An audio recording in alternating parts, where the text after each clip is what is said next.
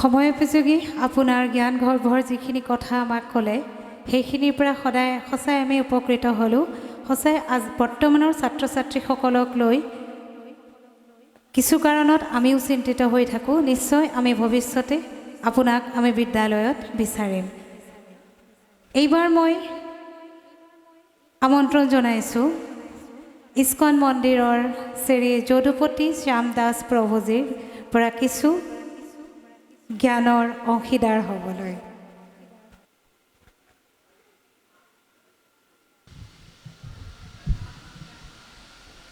হরে কৃষ্ণ। ওম জ্ঞানম তিমিরান্ধস্য জ্ঞানাঞ্জনশলাকয়া চক্ষুरुन्मीलितं येन तस्मै श्रीगुरुवे नमः। नमो विष्णुपादाय कृष्णप्रस्थाय भूतले श्रीमते भक्तिवेदान्तस्वामिनिति नामिने। नमस्ते सरस्वतीदेवे गौरवाणी प्रसारिणे निर्विशेषशून्यवादी पाश्चात्यदेशतारिणे। আমাৰ ডিব্ৰুগড় চহৰৰ আগশাৰীৰ শিক্ষা অনুষ্ঠান সম্পূৰ্ণ কেন্দ্ৰ বিদ্যালয়ৰ এই আজি পবিত্ৰ গুৰু পূৰ্ণিমা তিথিৰ উপলক্ষে যি অনুষ্ঠান কৰা হৈছে তাত বিশিষ্ট ব্যক্তিৰূপে আমাৰ মাজত উপস্থিত আউনীআটী সত্ৰৰ সত্ৰাধিকাৰ ডক্টৰ পীতাম্বৰ গোস্বামীদেৱ, তেখেতক মোৰ সশ্ৰদ্ধ প্ৰণতি নিবেদন কৰিছোঁ। আৰু আমাৰ বিভিন্ন অনুষ্ঠানৰ পৰা অহা গুৰু পদস্থিত গুৰুসকল, গুৰু মাতৃসকল, তেখেতলোকৰ চৰণত মোৰ প্ৰণিপাত জনাইছোঁ। এই পবিত্ৰ শিক্ষানুষ্ঠানটিৰ লগত জড়িত যিসকল সভাপতি, উপসভাপতি, ডিৰেক্টৰ, প্ৰিন্সিপাল, শিক্ষক শিক্ষয়িত্ৰী আৰু ছাত্ৰ ছাত্ৰীসকল আৰু উপস্থিত ৰাইজ সকলোলৈকে মোৰ আন্তৰিক ধন্যবাদ আৰু কৃতজ্ঞতা আৰু সশ্ৰদ্ধ প্ৰণিপাত নিবেদন কৰিছোঁ। আজি বিশেষ এটা দিন।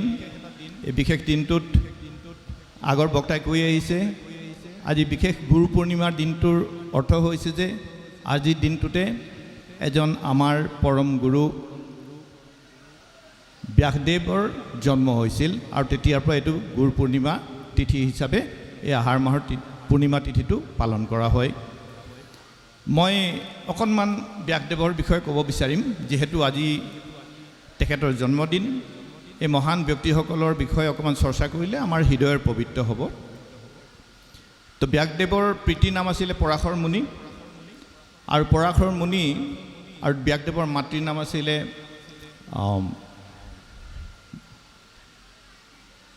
সত্যৱতী। তো পৰাশৰ মুনি আৰু সত্যৱতী আছিলে প্ৰকৃততে মৎস্যগন্ধা মাছৰুৱা মানুহৰ ছোৱালী।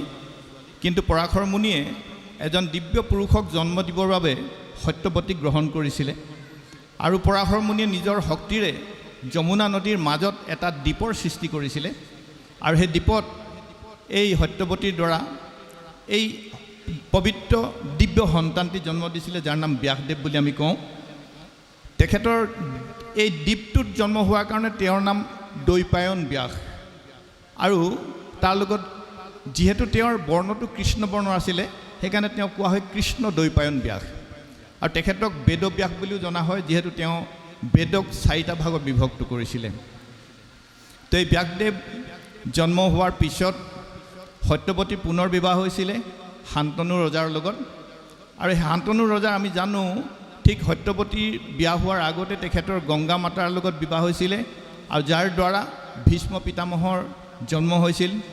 আৰু এই সত্যৱতীক বিবাহৰ সময়তে সেই ভীষ্ম পিতামহে এই আজীৱন ব্ৰহ্মচাৰী ব্ৰত পালন কৰিম বুলি সেই প্ৰতিজ্ঞাবদ্ধ হৈছিলে। আৰু সত্যৱতী মাতাক যেতিয়া ব্যাসদেৱৰ জন্ম হৈছিলে তেতিয়া মাতাক তেখেতে কৈছিলে, ব্যাসদেৱে, যে মাতাত মইতো এতিয়া ভগৱানৰ ধ্যানত থাকিম বদৰিক আশ্ৰমত, আৰু আপোনাক যেতিয়া যদি মোক কিবা প্ৰয়োজন হয় আপুনি স্মৰণ কৰিব, মই আহিম। তেতিয়া সত্যৱতী মাতা আৰু শান্তনু ৰজাৰ ফালৰ পৰা 2টি সন্তান জন্ম হৈছিল, বিচিত্ৰবিদ্য আৰু চিত্ৰাংগদা। তো চিত্ৰাংগদা যিজন ব্যক্তি আছিলে সন্তানটি সত্যৱতীৰ আৰু শান্তনু ৰজাৰ, তেওঁৰ একে নামৰে এজন গন্ধৰ্বৰ লগত যুদ্ধ হৈছিল আৰু চিত্ৰাংগদাৰ মৃত্যু হৈছিলে। বিচিত্ৰ বিদ্য থাকিলে আৰু বিচিত্ৰ বিদ্যৰ দুগৰাকী পত্নী আছিলে ৰাণী, কিন্তু দুৰ্ভাগ্যবশতঃ যে তেওঁৰ শাৰীৰিকভাৱে অসুস্থ হৈ তেওঁৰ মৃত্যু হৈছিলে। এতিয়া ৰজাৰ যিটো বংশ, সেই বংশৰ পৰম্পৰা ৰক্ষা কৰিবৰ কাৰণে পুত্ৰ সন্তান লাগে।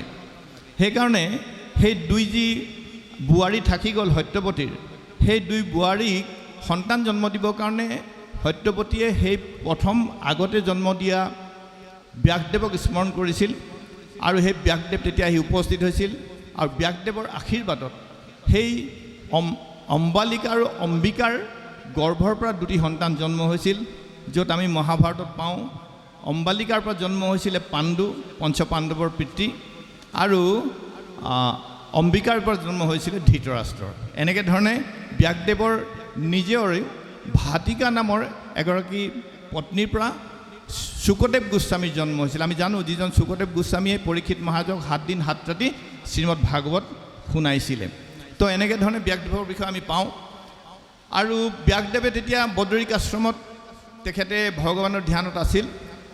আমি পাইছোঁ যে অষ্টাদশ পুৰাণ ব্যাসদেৱে ৰচনা কৰিছিল আৰু মহাভাৰত ৰচনা কৰিছিল, আৰু এই বেদ 4খন তেখেতে এখন বেদক বা 4খন বেদলৈ ভাগ কৰিছিলে। তো এই ধৰণৰ ৰচনা তেওঁ এইকাৰণে কৰিবলগীয়া হৈছিলে। আৰু গোটেই গোটাখিনি আমি জানো যে আজিৰ পৰা প্ৰায় 5000 বছৰৰ পূৰ্বে, এইটো ঠিক কলিযুগ সোমোৱাৰ আগে আগে দ্বাপৰ যুগৰ শেষৰ ফালে। তো এতিয়া ব্যাসদেৱে প্ৰকৃতপক্ষত এই গোটেই ৰচনা কৰাৰ কাৰণটো আছিলে যে তেখেতসকলে জানিছিলে ইয়াৰ আগৰ যিসকল ঋষিমুনি আছিল তেখেতসকলৰ স্মৃতিশক্তি ইমান শক্তি আছিলে যে তেখেতে যি বেদাংগ যি শুনে শ্ৰৱণ কৰে সকলো কথা তেওঁলোকৰ মনত থাকে। যেনেকৈ চুত গোস্বামীৰ বিষয়ে আমি পাওঁ। চুত গোস্বামী হৈছে তেওঁ শ্ৰুতিধৰ বুলি কয়। শুকদেৱ গোস্বামীয়ে যেতিয়া ভাগৱত কৈছিলে 7 দিন 7 ৰাতি, তাত চুত গোস্বামী উপস্থিত আছিলে। এই 7 দিন 7 ৰাতি সমস্ত ভাগৱত চুত গোস্বামীৰ মনত থাকিছিলে। ইমান শক্তি আছিলে তেওঁলোকৰ স্মৰণ শক্তি। কিন্তু যেতিয়া বেদব্যাসে জানিলে যে কলিযুগত মানুহৰ স্মৃতিশক্তি লোপ পাই যাব, সেইকাৰণে এই বেদসমূহ ৰচনা কৰিছিলে। তো তেনেকৈ ধৰণে আমি ভাগৱতৰ প্ৰথম স্কন্ধতে শ্ৰীমন্ত শংকৰদেৱে লিখা ভাগৱতত আমি পঢ়িবলৈ পাইছোঁ যে এই বেদসমূহ ৰচনা কৰাৰ পিছতো বেদব্যাস কিন্তু বৰ শান্তি সুখত থাকিব পৰা নাছিলে। উগুলত হুগুল মন নাহি সুখ শান্তি, বৰ ধুনীয়াকৈ লিখিছে। তাতে এক বৰ গুৰুত্বপূৰ্ণ এটা বিষয় তাত উপস্থাপন হৈছে, য'ত নেকি ব্যাসদেৱৰ গুৰু নাৰদ মুনি আহি বদৰিক আশ্ৰমত এদিন উপস্থিত হৈছিলহি আৰু গুৰুৱে দেখিছে যে বেদব্যাসৰ মন উগুল থুগুল, মনত শান্তি নাই, অধুমুখে তেওঁ বহি আছে। তাৰ কাৰণ নাৰদ মুনিয়ে জানিব বিচাৰিলে। আৰু নাৰদ মুনি এনে এজন দিব্য ভগৱানৰ ভক্ত যে তেওঁ সকলো জানে যে প্ৰকৃততে তেওঁৰ শিষ্যৰ এই দুখৰ বিপৰ্যয়ৰ কাৰণটো কি গুৰুজনে জানে। তথাপি গুৰুজনে তেওঁক সহায় কৰিবৰ কাৰণে আহি উপস্থিত হৈছে। বেদব্যাসে যেতিয়া দেখিলে গুৰুজন আহিছে আশ্ৰমলৈ, তেওঁ আঠে বেঠে তেওঁৰ চৰণ প্ৰক্ষালন কৰিলে, তেওঁক পূজা কৰিলে আৰু তেখেতক মানে আসন দি বহিব দিলে। আৰু তেখেতৰ লোকৰ মাজত তেতিয়া কথোপকথন হ'ল। তেতিয়াই নাৰদ মুনিয়ে বেদব্যাসক সুধিছিল যে তোমাৰ মনৰ অশান্তিৰ কাৰণ কি? তেতিয়া বেদব্যাসে কৈছিলে, হে মোৰ গুৰুদেৱ, মই নিজে সেইটো জানিব পৰা নাই, মই বহুত যত্ন কৰিছোঁ। বেদব্যাসে কৈছে যে মই ধ্যান কৰিলেই ব্ৰহ্ম উপস্থিত হয়, তথাপিতো মই বুজিব পৰা নাই মোৰ মনৰ অশান্তিৰ কাৰণ কি। তেতিয়া নাৰদ মুনিয়ে তেওঁ আশীৰ্বাদ কৰি ক'লে, তুমি যিখিনি আজিলৈকে ৰচনা কৰিলা তাত কৃষ্ণৰ বিষয়ে অকণমানো কথা নিলিখিলা। ভগৱান পৰম পুৰুষ পৰমেশ্বৰ শ্ৰীকৃষ্ণৰ বিষয়ে যেতিয়ালৈকে গুণানুকীৰ্তন কৰা নহয়, যেতিয়ালৈকে তেওঁক স্মৰণ কৰা নহয়, তেখেতৰ গুণকীৰ্তন কৰা নহয়, তেতিয়ালৈকে জগতত কেতিয়াও সুখ আৰু শান্তি আহিব নোৱাৰে। তেতিয়া নাৰদ মুনিয়ে শুদ্ধ ভগৱত ভক্তিৰ কথা তেখেতক শিকালে আৰু খুব সুন্দৰভাৱে তেওঁৰ নিজৰ জীৱনৰ যিখিনি আদৰ্শ সেইখিনি উপস্থাপন কৰি তেওঁক শিক্ষা দিলে আৰু অৱশেষত শ্ৰীমদ ভাগৱতখন ৰচনা কৰিবলৈ তেওঁক উপদেশ দিলে। তেতিয়া ব্যাসদেৱে যে শ্ৰীমদ ভাগৱতখন ৰচনা কৰিলে, এই শ্ৰীমদ ভাগৱতখন আচলতে ব্যাসদেৱে ইতিমধ্যে সকলো শাস্ত্ৰ তেওঁৰ মূৰতে আছিল। সকলো বেদসমূহ, বেদাংগসমূহ, মহাভাৰত সকলো তেওঁ জানিছিল আৰু গতিকে এই ভাগৱত শাস্ত্ৰখন যেতিয়া ৰচনা কৰিলে তেতিয়াহ'লে বুজা যায় যে সকলো বেদ বেদাংগৰ উপনিষদৰ এই ভাগৱত শাস্ত্ৰখন হৈছে তাৰ মূল গ্ৰন্থ আৰু তাৰ সাৰ আছে সাৰখিনি এই ভাগৱত গ্ৰন্থখন সম্পূৰ্ণ ভগৱান শ্ৰীকৃষ্ণক কেন্দ্ৰিক এখন গ্ৰন্থ আৰু এইখন গ্ৰন্থ ৰচনা কৰিয়েই বেদব্যাস সম্পূৰ্ণ আনন্দিত হৈ পৰিছিল আৰু বেদব্যাসৰ এই ভাগৱত গ্ৰন্থখন আনি আমাৰ অসমীয়া জাতিৰ সকলোৰে হৃদয় হৃদয় সুমুৱাই দিছিলে যিজন গুৰু আজি আমি নিশ্চয় তেখেতক স্মৰণ কৰা উচিত শ্ৰীমন্ত শংকৰদেৱ শ্ৰীমন্ত শংকৰ হৰি ভকতৰ জানা যেন কল্পতৰু তাহান্ত বিনাই নাই নাই নাই আমাৰ পৰম গুৰু ধন্যবাদ হৰে কৃষ্ণ হৰে কৃষ্ণ ধন্যবাদ প্ৰভুজী It is rightly said, when one finds a true guru, one conquers half the world. একেবাৰে সত্য কথা এজন প্ৰকৃত গুৰুৰ সান্নিধ্যত আন্ধাৰৰ মাজতো এজন শিষ্যই সদায় পোহৰৰ সন্ধান লাভ কৰে গুৰু শংকৰ আৰু গুৰু মাধৱদেৱে দেখুৱাই যোৱা অসমীয়া সংস্কৃতিৰ ধৰ্মধ্বজ ৰক্ষাৰ নিমিত্তে মায়াৰ বান্ধোন ছিঙি মাথো 10 বছৰ বয়সতে শ্ৰী শ্ৰী আউনীআটী সত্ৰত প্ৰৱেশ কৰা ডক্টৰ শ্ৰী শ্ৰী পীতাম্বৰ দেৱগোস্বামী প্ৰভু একাধাৰে বিদগ্ধ পণ্ডিত গৱেষক নাট্যকাৰ সমাজ সেৱক সমাজ সচেতক এগৰাকী দ্ৰষ্টা আৰু স্ৰষ্টা ধৰ্মীয় গুৰু আৰু গ্ৰন্থকাৰ অসমৰ প্ৰথমখন ৰাজসত্ৰ শ্ৰী শ্ৰী আউনীআটী সত্ৰৰ ষষ্ঠদশ সত্ৰাধিকাৰ গোস্বামী প্ৰভু যোৰহাটস্থিত আউনীআটী বিশ্ববিদ্যালয়ৰ আচাৰ্য আৰু লগতে আউনীআটী বিদ্যা নিকেতনৰ প্ৰতিষ্ঠাপক কৰ্মব্যস্ত জীৱন আৰু সত্ৰাধিকাৰৰ দৰে মহত্বপূৰ্ণ পদত অধিষ্ঠিত হৈও শিক্ষা আৰু সাহিত্য কৰ্মৰ অপূৰ্ব সমন্বয় ঘটিছে প্ৰভুজনাৰ মাজত শ্ৰীমন্ত শংকৰদেৱ আৰু শ্ৰী শ্ৰী মাধৱদেৱে জন্ম দিয়া সমাজ সংগঠনৰ ঐতিহাসিক পদক্ষেপ ভাওনা সংস্কৃতিৰ হেৰুৱা গৌৰৱ ডক্টৰ গোস্বামীদেৱে পুনৰ উদ্ধাৰ কৰিলে ভাওনা সমাৰোহৰ দৰে বিশাল অনুষ্ঠানৰ জৰিয়তে ধৰ্মীয় আৰু সাংস্কৃতিক ক্ষেত্ৰৰ ৰক্ষণশীলতা আঁতৰাই উদাৰ মানৱীয় দৃষ্টিভংগীৰে সম্পূৰ্ণ বিজ্ঞানসন্মত চিন্তা চৰ্চাৰে সমাজ সংগঠনৰ তথা একত্ৰীকৰণৰ বাবে আহুপুৰুষাৰ্থ চেষ্টাত ব্ৰতী ডক্টৰ গোস্বামী প্ৰভুৰ জীৱন স্বমহিমামণ্ডিত যাৰ বহুমুখী প্ৰতিভা কৈ থাকিলেও ওৰ নপৰে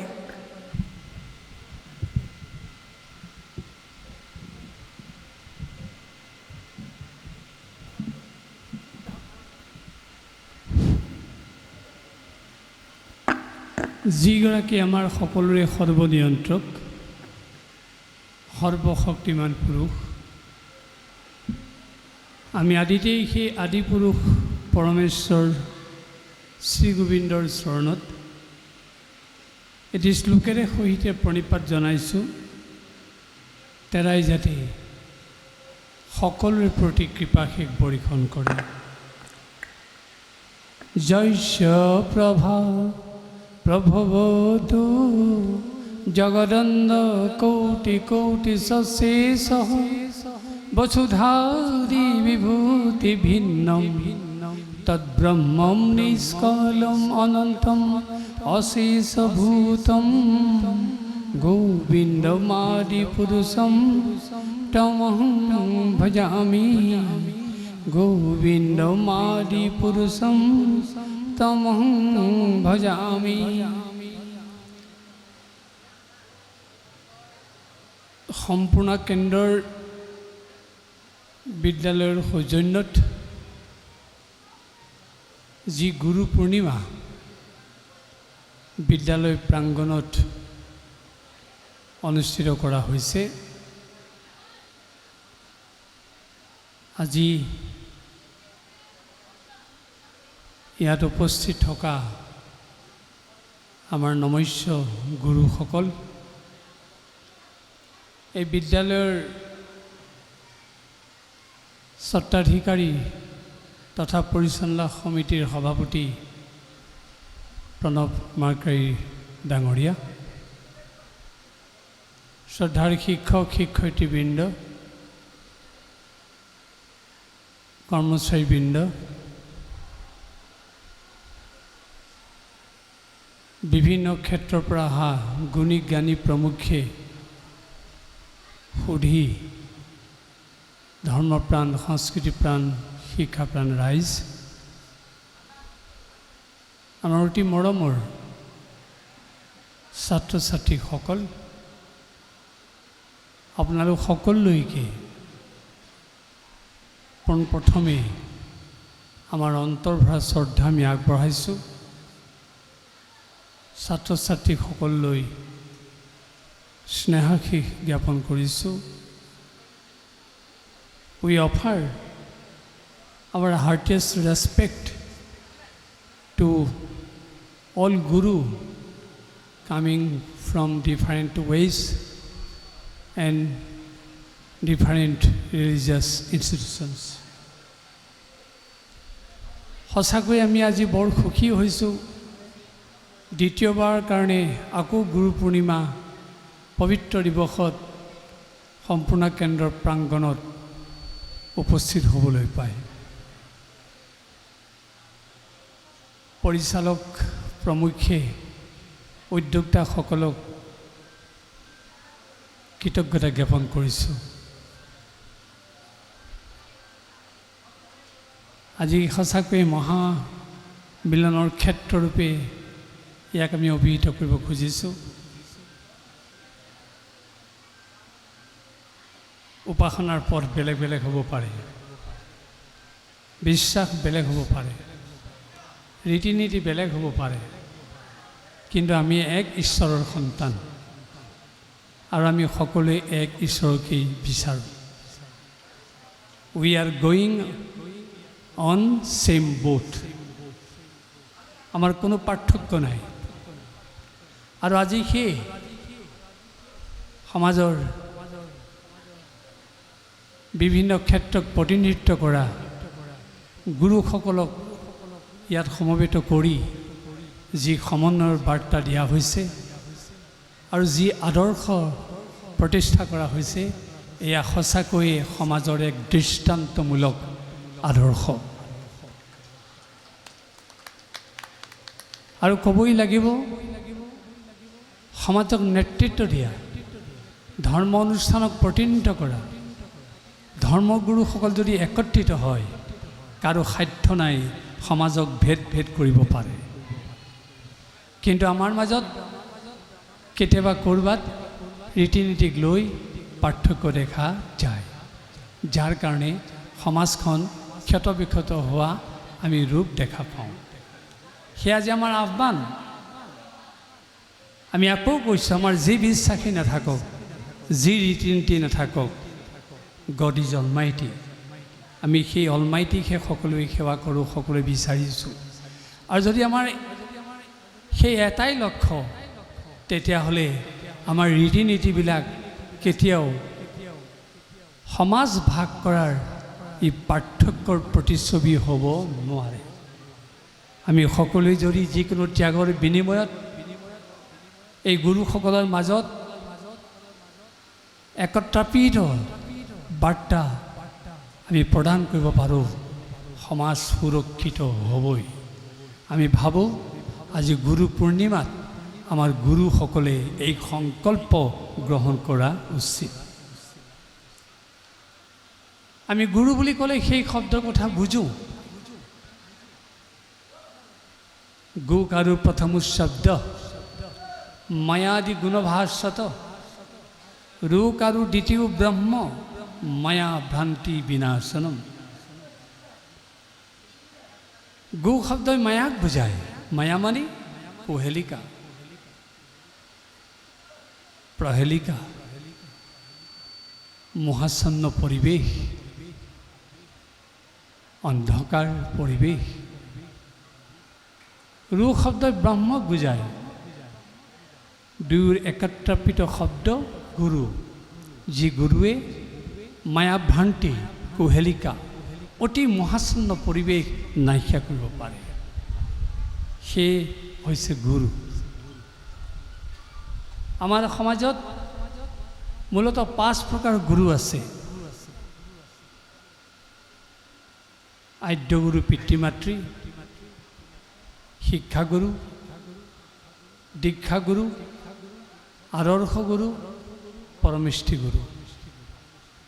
যি আমাক মনুষ্য জীৱন দিছে, 84 লক্ষ জীৱন পাৰ কৰাৰ পিছত আমি মানুহৰূপে পৰিচিত হৈছোঁ, সেই পিতৃ মাতৃ আমাৰ আদ্যগুৰু।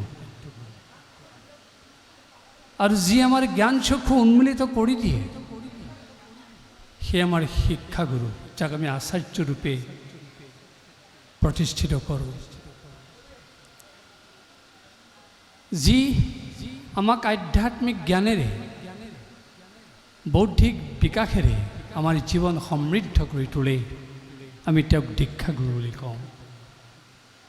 আৰু যাৰ আদৰ্শ লৈ সমাজত আমি তাক প্ৰতিফলন ঘটাওঁ, পৰিচালিত হ'বলৈ চেষ্টা কৰোঁ, সেইজনাক আমি আদৰ্শ গুৰু বুলি কওঁ। আৰু যি গুৰুৰো গুৰু, তেওঁক আমি পৰমেষ্ঠি গুৰু বুলি কওঁ। সেয়ে এই 5 প্ৰকাৰ গুৰুক কোনেও অস্বীকাৰ কৰিব নোৱাৰে।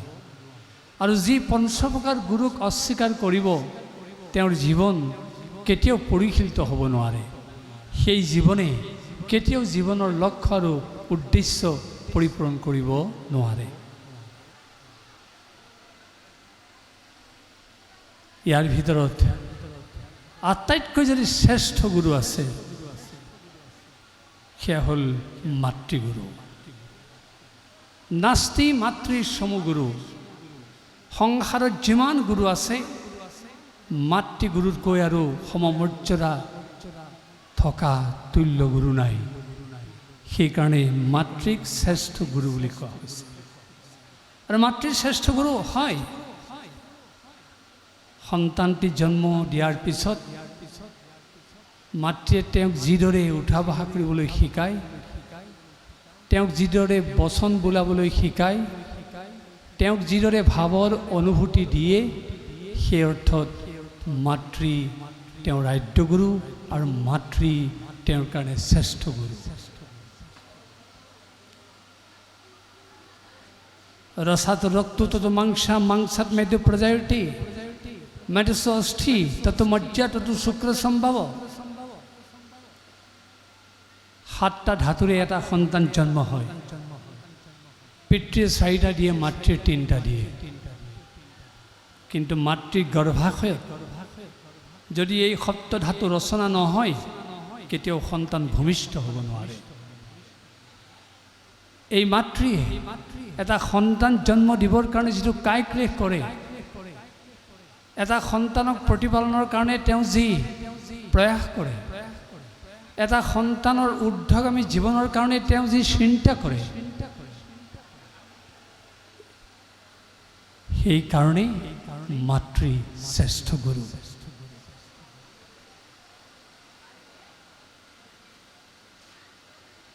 ক'বই লাগিব,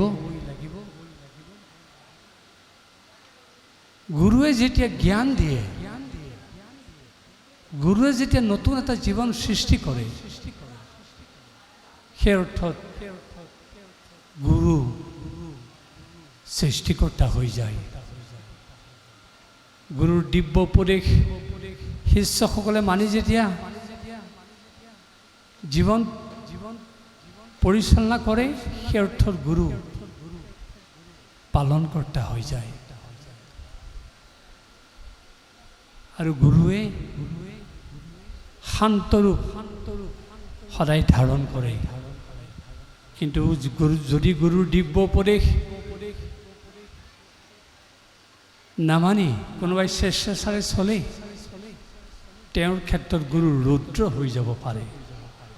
সেইকাৰণে কোৱা হ'ল গুৰু ব্ৰহ্মা, গুৰু বিষ্ণু, গুৰুদেব মহেশ্বৰ, অৰ্থাৎ ব্ৰহ্মাই সৃষ্টি কৰে। গুৰুৱে যেতিয়া এটা নতুন জীৱন দিয়ে, সেই অৰ্থত গুৰু সৃষ্টিকৰ্তা হৈ যায়। সেই অৰ্থত গুৰুক ব্ৰহ্মা বুলি কোৱা হৈছে। আৰু গুৰুৰ দিব্য উপদেশ মানি যেতিয়া শিষ্য পালিত হয়, সেই অৰ্থত গুৰু পালনকৰ্তা হৈ যায়, গুৰু বিষ্ণুৰূপে অভিহিত হয়। গুৰুক মহেশ্বৰ বুলি কোৱা হৈছে। মহেশ্বৰ দুটা ৰূপ, এটা শান্ত, এটা ভদ্ৰ। আমি আগতে কৈছোঁ, গুৰুৰ দিব্য উপদেশ মানি যেতিয়া চলিব শিষ্যগৰাকী, তেওঁৰ ক্ষেত্ৰত গুৰু ভদ্ৰ হৈ থাকিব, যিটো মহেশ্বৰৰ প্ৰথম ৰূপ। কিন্তু তেওঁৰ দিব্য উপদেশ অৱমাননা কৰি যদি স্বেচ্ছাচাৰে চলিবলৈ চেষ্টা কৰে, সেই ক্ষেত্ৰত গুৰু ৰৌদ্ৰ হৈ যাব, যিটো মহেশ্বৰৰ দ্বিতীয় ৰূপ। সেয়ে কোৱা হৈছে গুৰু ব্ৰহ্মা, গুৰু বিষ্ণু, গুৰুদেৱ মহেশ্বৰ। বিশেষকৈ দীক্ষাগুৰুসকলে যেতিয়া শিষ্যগৰাকীক দীক্ষা দিয়ে, তেওঁ এটা নতুন জীৱন লাভ কৰে বুলি গণ্য কৰে, আৰু সেই অৰ্থত তেওঁ এটা নতুন নাম দিয়া হয়। নামটো চলন্ত নহয়, তেওঁৰ পবিত্ৰ জন্মটোৰ চিনাকি কাৰণেহে, দ্বৈত জীৱনটোৰ চিনাকি কাৰণেহে সেই নাম দিয়া হৈছে। যি গুৰুৱে দ্বৈত জীৱন দিয়ে, এই দ্বৈত জীৱনটোত কি লুকাই আছে? জ্ঞানৰ তত্ত্ব। যাৰ বিবেকৰ বিচাৰ থাকে, যাৰ হৃদয়ৰ অনুভূতি থাকে, যাৰ সামূহিক প্ৰেম থাকে, এয়াই হৈছে মানৱ জীৱনৰ মূল জ্ঞান। আৰু গুৰুৱে দ্বৈত জীৱনত এই জ্ঞান প্ৰদান কৰে। যেতিয়া মানুহৰ বিবেকৰ বিচাৰ থাকিব, হিত অহিত, ভাল বেয়া, উপকাৰ অপকাৰৰ কথা তেওঁ চিন্তা কৰিব পাৰিব। আৰু যেতিয়া মানুহৰ হৃদয়ৰ অনুভূতিৰ দুৱাৰখন খোল খাই যাব, তেওঁ প্ৰেমত আপ্লুত হ'ব। মনত ৰখাৰ প্ৰয়োজন আছে, হৃদয় আত্মাৰ পৰা অনুভূতি জাগৃত হয়, যি অনুভূতি আমাক প্ৰেমৰ কথা কয়। কিন্তু আত্মাক সাধাৰণতে বিকাৰে ঢাকি ৰাখে। বিকাৰে ঢাকি ৰখা পৰ্যন্ত হৃদয় আত্মাৰ পৰা সঁচা অনুভূতি জাগৃত হ'ব নোৱাৰে। আৰু সঁচা অনুভূতি জাগৃত হ'ব নোৱাৰা পৰ্যন্ত প্ৰেম উদয় হ'ব নোৱাৰে। এই প্ৰেম কি? ঈশ্বৰ প্ৰেম, গুৰু প্ৰেম, মানুহ প্ৰেম, প্ৰাণী প্ৰেম, সমাজ প্ৰেম, দেশ প্ৰেম, জাতি প্ৰেম আদি। সেয়ে যি আত্মাৰ পৰা সঁচা অনুভূতি জাগৃত হয়, যি অনুভূতিয়ে প্ৰকৃত বিশাল প্ৰেমৰ সন্ধান দিয়ে, সেই আত্মাক ঢাকি ৰখা বিকাৰ অনায়াসে ছেদন কৰিবই লাগিব। যদি বিকাৰ ছেদন কৰিব নোৱাৰে, অনুভূতি, সঁচা অনুভূতি জাগৃত হ'ব নোৱাৰে। এই আত্মাক ঢাকি ৰখা বিকাৰ কি? মল, আৱৰণ, বিক্ষেপ। যি আনৰ অন্যায় কৰি কেৱল নিজে সুখে থকাৰ বাসনা পুহি ৰাখে, তাক মল বুলি কোৱা হৈছে। যি কেৱল মই মোৰ চিন্তাত আবদ্ধ হৈ থাকে, মদমত্ত ভাৱ থাকে, কোনো সামূহিক চিন্তা নাথাকে, সেইটোক আৱৰণ বুলি কোৱা হৈছে। আৰু যিটো চঞ্চলাত্মক অস্থিৰ মন, তাক কোৱা হৈছে বিক্ষেপ। এই তিনিটাৰ সমষ্টি বিকাৰ। মল, আৱৰণ, বিক্ষেপ। এই তিনিটাই যেতিয়ালৈকে আত্মাক ঢাকি ৰাখিব, আমি আকৌ কৈছোঁ, তাৰ পৰা সঁচা অনুভূতিৰ দুৱাৰখন খোল খাব নোৱাৰে। আৰু সঁচা অনুভূতি জাগৃত নোহোৱা পৰ্যন্ত প্ৰেম, প্ৰকৃত প্ৰেম উদয় হ'ব নোৱাৰে। আমাৰ আত্মাক ঢাকি ৰখা বিকাৰ আমি ছেদন কৰিবই লাগিব। কেনেকৈ ছেদন কৰিম? জ্ঞানেৰে। এই জ্ঞান কোনে দিব? গুৰুৱে। সেয়ে গুৰু আমাৰ জীৱনৰ আৱশ্যকীয় সম্পদ। গুৰুৰ অবিহনে আমি এনে জ্ঞান গৰ্ভ তত্ত্ব লাভ কৰিব নোৱাৰোঁ। গুৰুৰ অবিহনে আমাৰ হৃদয় অনুভূতিৰ দুৱাৰখন আমি খুলি দিব নোৱাৰোঁ।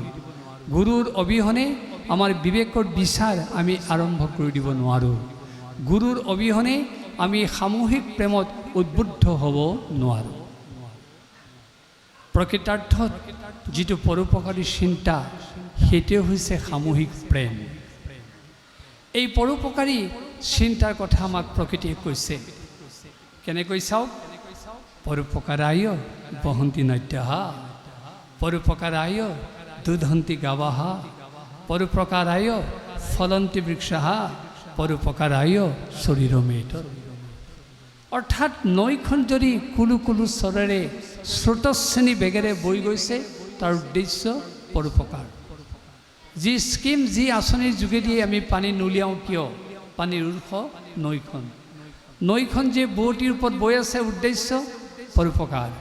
যিহেতু নৈৰ পানী খাই প্ৰাণীয়ে প্ৰাণ ধাৰণ কৰে। গাইজনীয়ে লিটাৰ লিটাৰ যে গাখীৰ দিছে, তাৰ উদ্দেশ্য পৰোপকাৰ। তাতো লক্ষ্য কৰিব, গাইজনীয়ে লিটাৰ লিটাৰ গাখীৰ দিয়াৰ পিছতো এটোপা গাখীৰো নিজে পান নকৰে। সেই গাখীৰ খাই মানুহ অমৃতস্য পুত্ৰা এই পৰিচয় দিবলৈ সমৰ্থ হয়। গছজোপাই যে লোমালোমে পকা পকা ফল দিছে, তাৰ উদ্দেশ্য পৰোপকাৰ। তাতো লক্ষ্য ৰাখিব, গছজোপাই পৰ্যাপ্ত ফল দিয়াৰ পিছতো এটা ফলো গছজোপাই নিজে ভক্ষণ নকৰে। সেই ফল খাই ক্ষুধাতুৰ প্ৰাণীয়ে প্ৰাণ ৰক্ষা কৰে, স্বাদ অনুভৱ কৰে, ৰস তৃপ্তি অনুভৱ কৰে। পৃথিৱীৰ সমস্ত সৃষ্ট বস্তুৰে সৃষ্টিৰ উদ্দেশ্য যদি পৰোপকাৰ, তেতিয়াহ'লে সেই পৃথিৱীৰ কোলাতেই, প্ৰকৃতিৰ কোলাতেই ডাঙৰ দীঘল হোৱা মানুহ তাৰ পৰা ব্যতিক্ৰম হৈ থাকিব নোৱাৰে। সেইকাৰণে মানুহকো কোৱা হ'ল পৰোপকাৰায় শৰীৰমেত। এই শৰীৰটো যদি সৃষ্টি হৈছে, ইয়াৰ অন্যতম উদ্দেশ্য হ'ব পৰোপকাৰ। আৰু যি মানুহে এই পৰোপকাৰী চিন্তাত সমুলঞ্চে ব্ৰতী হ'ব, তেওঁৱেই হ'ব ধাৰ্মিক পুৰুষ, তেওঁৱেই হ'ব আধ্যাত্মিক পুৰুষ, আৰু তেওঁৱেই হ'ব সামাজিক পুৰুষ। সেয়ে আমাক ব্যক্তি কেন্দ্ৰিকতাৰ পৰা আঁতৰাই, পশুবৎ চিন্তাৰ পৰা আঁতৰাই এইদৰে আমাক সামূহিক হোৱাৰ জ্ঞান দিয়া হৈছে। আৰু এই জ্ঞান দিয়ে গুৰুৱে। সেই গুৰু পূৰ্ণিমাত গুৰুক স্মৰণ কৰাটো আমাৰ সকলোৰে নৈতিক দায়িত্ব।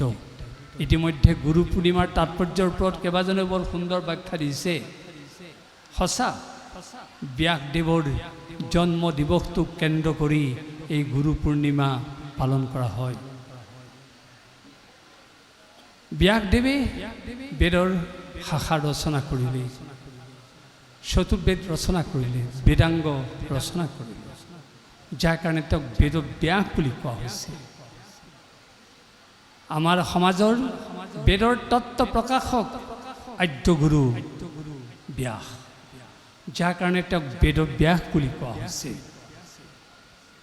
আৰু সেই বেদব্যাসে আমাৰ বিশেষকৈ ভাৰতীয় সংস্কৃতিৰ সাংস্কৃতিক জীৱনধাৰা আদৰ্শ দেখুৱাই থৈ গৈছে।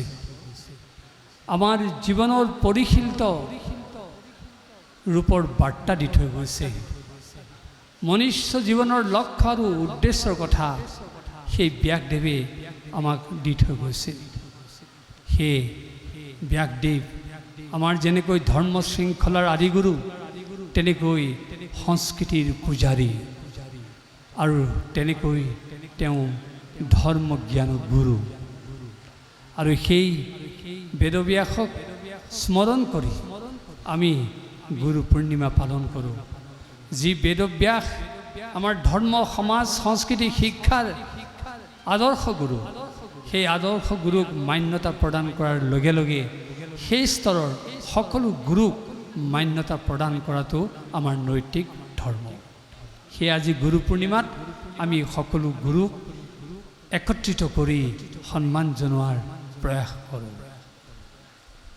আৰু এনেই নীতি নিবদ্ধ শিক্ষা যেতিয়া এই সবিস্তাৰে সমাজত প্ৰতিফলিত হ'ব, সমাজখনত থকা অসূয়া ত্ৰুটি নাইকিয়া হ'বই।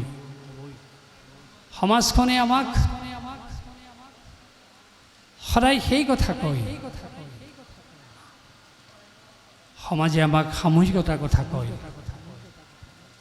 সমাজে আমাক কেতিয়াও ব্যক্তি কেন্দ্ৰিক কথা নকয়। কেৱল ব্যক্তিগত জীৱনৰ যিটো চিন্তা, সেইটো পশুবৎ চিন্তা। আপোনালোকে লক্ষ্য কৰিব, এটা কুকুৰে যদি কিবা এটা আহাৰ খাই আছে, তাৰ সন্তানটোৱে যদি তাৰ ভাগ ল'বলৈ যায়, লগতে খাবলৈ যায়, তাক ঘেংকে মাৰি আঁতৰাই দিব। এইটো মানুহৰ চৰিত্ৰ নহয়। আৰু সেইকাৰণে মানুহ শ্ৰেষ্ঠ। মানুহৰ সামাজিক প্ৰীতি আছে কাৰণেই মানুহ শ্ৰেষ্ঠ। মানুহৰ দুৰ্লভ জীৱন বোলে দেৱতায়ো কামনা কৰে। কিহৰ কাৰণে? এই সামাজিক প্ৰীতি থকাৰ কাৰণে, ভূত ভৱিষ্যত চিন্তা থকাৰ কাৰণে, আৰু এনে জ্ঞান তত্ত্ব থকাৰ কাৰণে।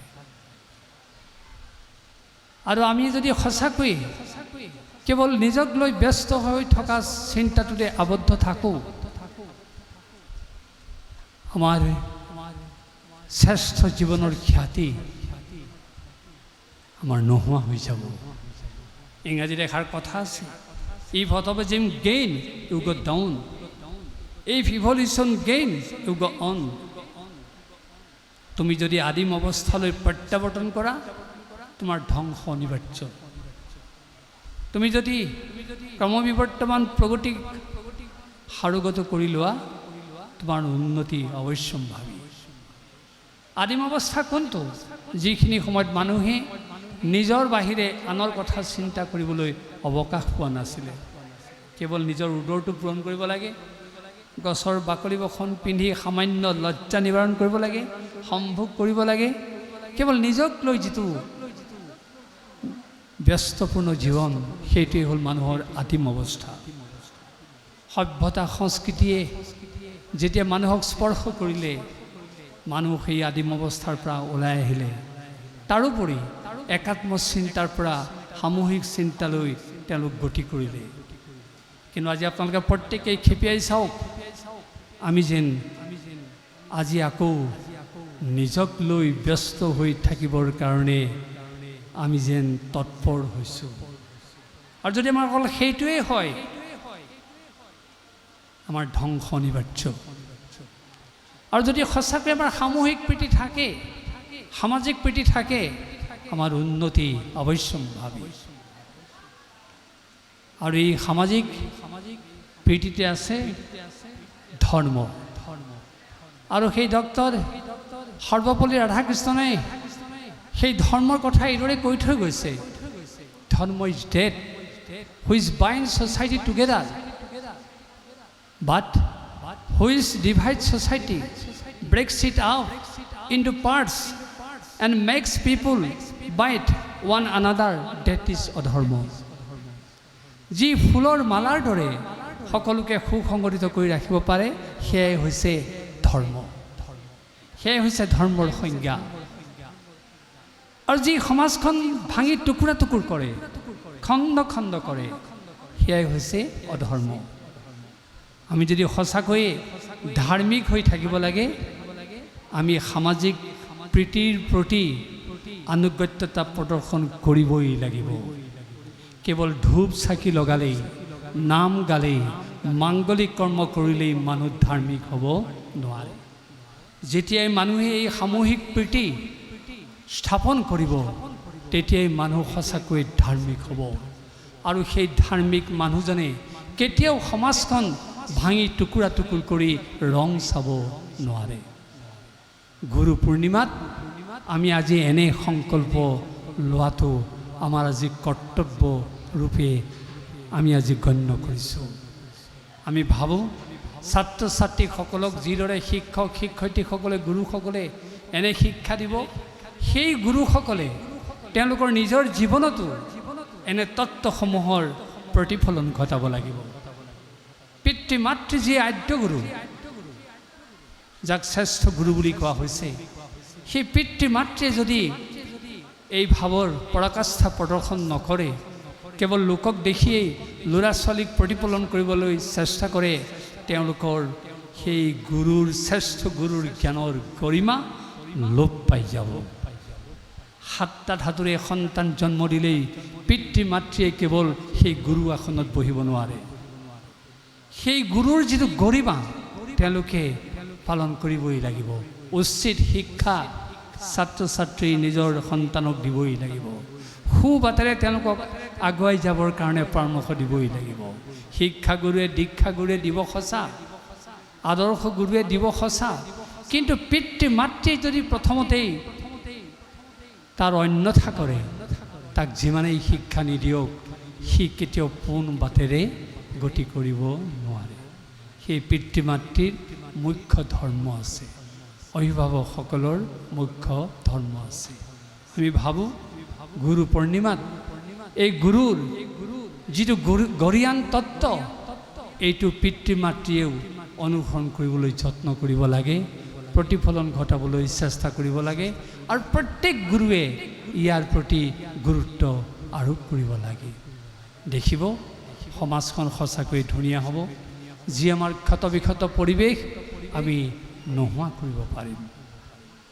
সেয়ে আমি আশা কৰিছোঁ এই সম্পূৰ্ণ কেন্দ্ৰই গুৰু পূৰ্ণিমাৰ নামত যি আদৰ্শ প্ৰতিষ্ঠা কৰিছে, গুৰুৰ গৰিয়ান তত্ত্বক স্মৰণ কৰিবৰ কাৰণে যি সুযোগ দিছে, ইয়াৰ প্ৰতিফলন ঘটাবৰ কাৰণে আমাক যি বাৰ্তা দিছে, এয়া যদি গোটেই অসমত বিশেষকৈ প্ৰতিফলিত হয়, আনতকৈ অসমে অন্যায় অত্যাচাৰ পৰিৱেশৰ পৰা আগতেই দুৱাৰখন খুলি দিব পাৰিব, আৰু অসমে আনতকৈ আগতে হিংসা অত্যাচাৰ দেশভাৱ নাইকিয়া কৰিব পাৰিব, আৰু অসমে আনতকৈ আগতেই এই সামূহিক প্ৰীতিৰ বাৰ্তাৰে সকলোকে বাট দেখুৱাব পাৰিব। আমি সেয়ে পুনৰ ক'ব খোজোঁ, সম্পূৰ্ণ কেন্দ্ৰ বিদ্যালয় কেৱল একাডেমিক শিক্ষা দিয়া এটা শিক্ষানুষ্ঠানেই নহয়, সমাজক জাগ্ৰত কৰা, সমাজক সতৰ্ক কৰা, সমাজক সচেতন কৰি তোলা এটা শিক্ষানুষ্ঠান। আৰু এই শিক্ষানুষ্ঠানে সদায় যদি এইদৰে সমাজ সতৰ্ক হোৱাৰ বাৰ্তাবোৰ দি থাকে, আমাৰ সমাজখন বহু পৰিমাণে আগবাঢ়ি যাব, ধুনীয়া হ'ব। আমাৰ পৰস্পৰে পৰস্পৰক বিদ্বেষ কৰা প্ৰৱণতা নোহোৱা হৈ যাব, হত্যা, ধৰ্ষণ, লুণ্ঠন, অপহৰণ, অকাৰ্য নোহোৱা হ'ব। আজি আমি গুৰুসকলকো আহ্বান জনাইছোঁ, আপোনালোক সমবেত ৰাইজকো আহ্বান জনাইছোঁ, আপোনালোকে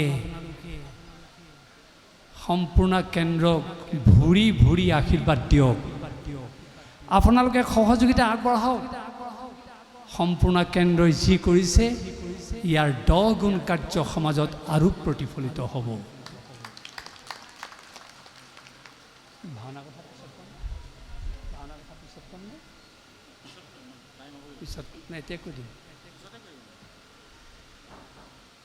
সেয়ে আপোনালোকলৈ পুনৰবাৰ আমি শ্ৰদ্ধা আগবঢ়াইছোঁ, আপোনালোকৰ প্ৰতি বিনীত অনুৰোধ ৰাখিছোঁ, গুৰু পূৰ্ণিমাৰ তাৎপৰ্য আখৰে আখৰে পালন কৰিবলৈ চেষ্টা কৰক, আমি শান্তিৰে থাকিব পাৰিম। নমস্কাৰ।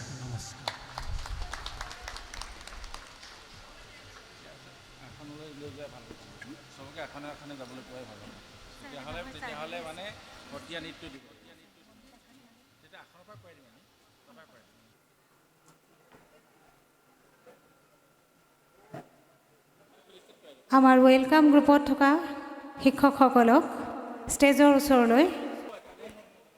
সঁচাকৈ আজি সম্পূৰ্ণ কেন্দ্ৰ বিদ্যালয় ডিব্ৰুগড়ৰ পবিত্ৰ ভূমি আমি সদায় মনত ৰাখিম এই ক্ষণটো দক্ষতাৰ প্ৰতিভা দিলে সেয়া অতুলনীয় আৰু তাৰ বাবে আমি গৰ্বিত আৰু তেখেতৰ ওচৰত কৃতজ্ঞ তেখেতৰ শিকন প্ৰণালীত এটি সভাপতি মহোদয়াই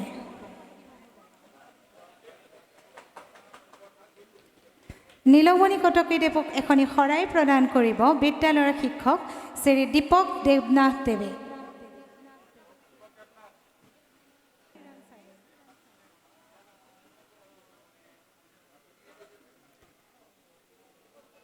বিদ্যালয়ৰ আলোচনী সম্পূৰ্ণ তেখেতৰ হাতত অৰ্পণ কৰিব বিদ্যালয়ৰ শিক্ষয়িত্ৰী বিনীতা ঝা মেডাম আৰু তেখেতৰ হাতৰ বিদ্যালয়ৰ ডায়েৰীখন প্ৰদান কৰিব শ্ৰীমতী সুপ্ৰিয়া আৰু ডায়েৰীখন তেখেতৰ হাতত অৰ্পণ কৰিবলৈ মই শ্ৰীযুত উজ্জ্বল শৰ্মাদেৱক অনুৰোধ জনাইছোঁ